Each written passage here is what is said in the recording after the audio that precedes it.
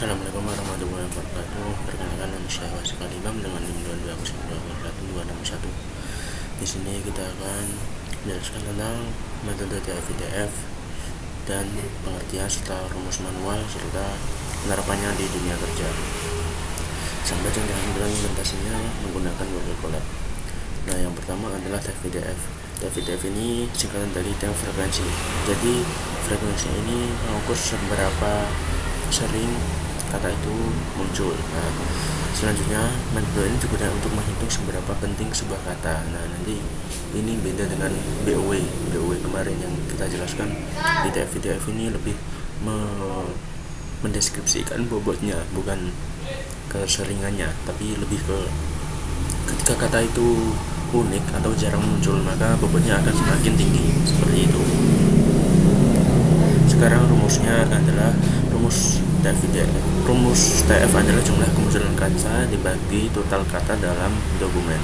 Serta rumus IDF adalah long dari sebuah jumlah total dokumen dibagi jumlah dokumen yang mengandung kata tersebut. Dan rumus akhir TF-IDF adalah TF dikalikan dengan IDF. Misalnya kata muncul 3 kali dari 100 kata dalam satu dokumen, berarti TF-nya 3 dibagi 100 sama dengan 0,03. Nah, jika data muncul di 5 dari 50 dokumen, maka 50 dibagi 5 sama dengan 1. Nah, jadi nilai TF-IDF dari kata adalah 0,03 dikali 1 sama dengan 0,03. Untuk pengaplikasinya di dunia kerja, jadi ini sangat membantu untuk pengulasan sentimen. Misalnya ketika kita melihat di Shopee itu kan ada beberapa ulasan, yaitu ulasan positif dan negatif. Nah, itu kita bisa kategorikan dengan metode TF-IDF ini. Selanjutnya, TF-IDF juga bisa digunakan dalam spam filter pembuatan chatbot untuk mengenali kata yang paling bermakna atau itu. Nah, misalnya kita mau membuat kita mau meminta sebuah chatbot, misalnya apa itu TF-IDF. Nah, nanti akan TF-IDF ini menjadi poin yang paling penting dari chatbot tersebut. Nah, nanti itu bisa dilakukan dengan metode TF-IDF. Dan selanjutnya kelebihan dan kekurangannya.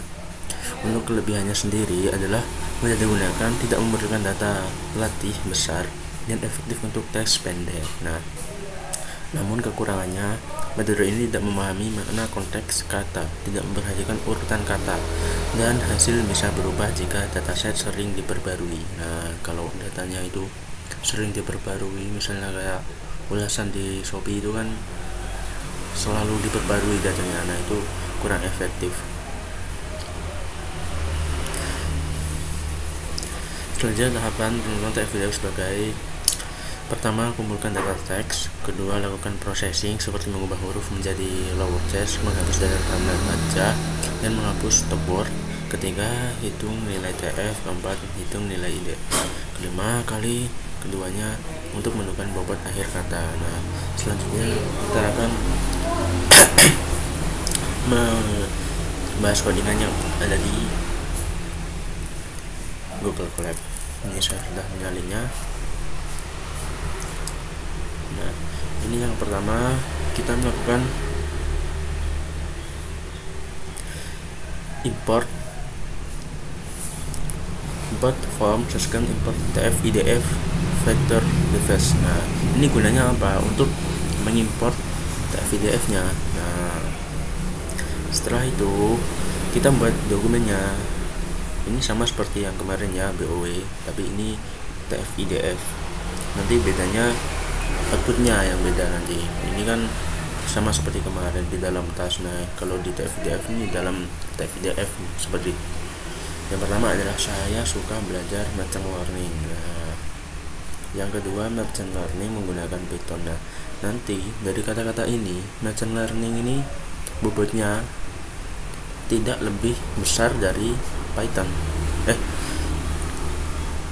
Dari menyenangkan. Nah, tidak lebih besar dari menyenangkan. Karena apa? Karena kata menyenangkan ini jarang sekali muncul. Nah, di kalimat pertama tidak ada menyenangkan, di kalimat kedua ada menyenangkan.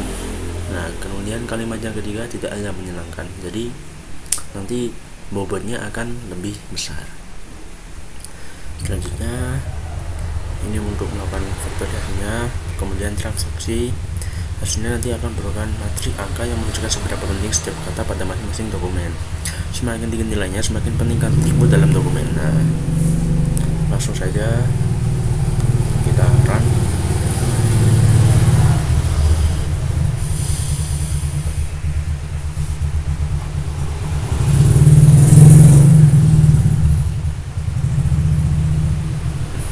Nah, ini katanya akan muncul belajar learning merging menggunakan menyenangkan Python. Nah, ini kan di Python ini muncul 2 kali, jadi nilainya akan lebih sedikit karena kata itu kurang begitu penting.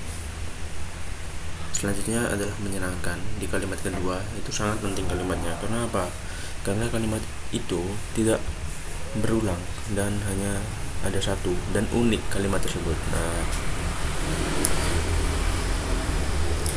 Nah, jadi tadi adalah penjelasan lengkap tentang metode FITR, mulai dari konsep dasar, rumus, tahapan, sampai contoh implementasi di Google Colabs.